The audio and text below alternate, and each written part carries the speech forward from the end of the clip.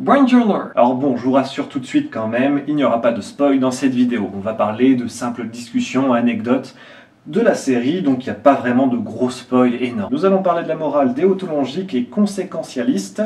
Alors c'est deux mots qui vous parlent pas forcément, mais vous allez vite voir la différence. Et justement dans Game of Thrones, ces deux écoles morales s'affrontent entre les Stark et les Lannister pour savoir un petit peu ce qui est moral dans les actions et les choix des personnages. Bon, j'ai déjà fini ma vaisselle, le temps de répéter les premières phrases. Bon, on va se poser peut-être, non?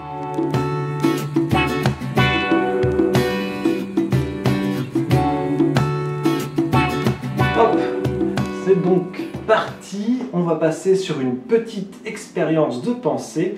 C'est le dilemme du tramway. Imagine-toi à la place d'un conducteur de train, tu vas à toute allure sur les rails et soudain tes freins lâchent. Et puis tu vois au loin 5 personnes qui sont sur les rails et que tu vas forcément écraser. Sauf qu'un choix s'offre à toi, tu peux dévier le train et ne tuer qu'une personne. Quel est votre devoir à ce moment-là? Est-ce qu'il faut sauver 5 personnes mais en écraser une? Ou bien écraser les 5 mais en sauver une? Le raisonnement ici ne se base que sur le nombre, et donc préférable bien sûr de sauver 5 personnes et en tuer une.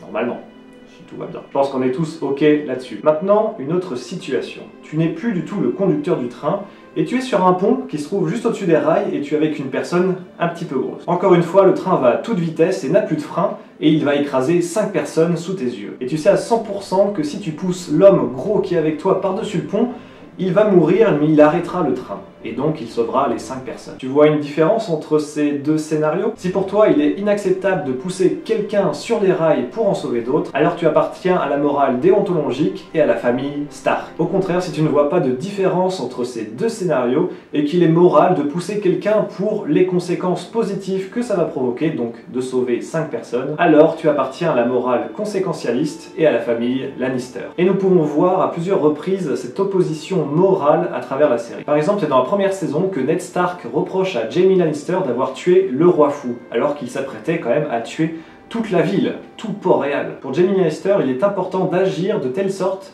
qu'il en résulte une grande quantité de bonheur pour le plus grand nombre. Pour lui, le fait d'assassiner le roi fou ainsi que le pyromancien est moral, car les conséquences seront très positives, il va sauver quasiment un demi-million de personnes. Au contraire, Ned Stark va dénoncer cet acte comme immoral, parce que pour lui, le meurtre est une action injustifiable, peu importe les conséquences. Dans une autre scène de la saison 1, Ned Stark, main du roi, va rejoindre le conseil restreint. Ils apprennent que Daenerys est enceinte de Khal Drogo, et ils ont peur un petit peu des conséquences que cela pourrait amener sur Westeros. Khaleesi ou son fils pourraient venir un jour réclamer leur trône, déclenchant ainsi une guerre et certainement des milliers de morts. C'est d'ailleurs à ce moment-là que le roi Robert va proposer d'assassiner Daenerys pour justement éviter ces éventuelles conséquences qui pourraient amener malheur à son pays. Et encore là, Ned n'acceptera pas ce meurtre. Après, les membres de chaque famille gardent un petit peu chacun sa morale, mais par exemple, on voit aussi dans saison 3 Jaime qui remet un petit peu en question sa morale conséquentialiste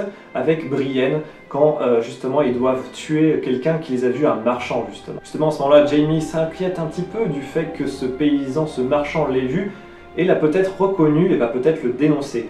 Et Brienne à ce moment-là lui dit non, c'est pas bien de le tuer, ça sert à rien, peut-être qu'il va pas le faire, peut-être qu'il va le faire. Finalement le marchand va le faire et je crois que c'est juste après qu'il va perdre sa main, notre ami Jaime. Alors dans quelle famille êtes-vous?